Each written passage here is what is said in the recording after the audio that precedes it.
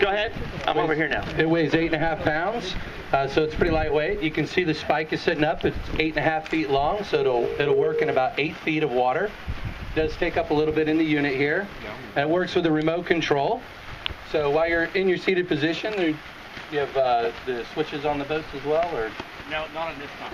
Not on this one. So we have the remote controls, and basically just put this down, and it's going to go in and anchor your kayak just like that. So with the touch of a button, and as you can see, the wind's blowing out here. This is when the product is really going to be at its when you really need it, is when the wind's blowing like this.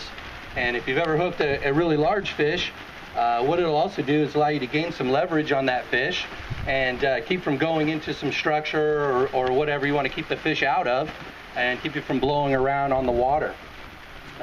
It does have a double click auto up and down feature. Put it down. If you double click it up,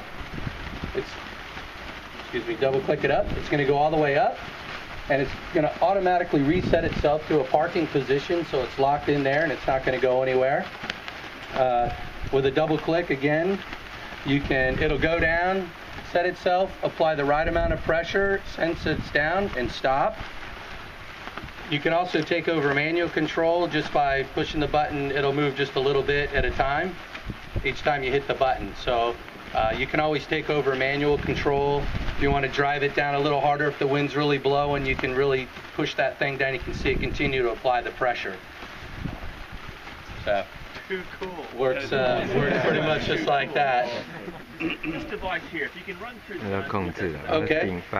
For kayakers, what we wanted to devise a way for this to release automatically for whatever reason, if there was ever a need to release it. And I comment on this awesome bracket that you guys made for it. This is really cool.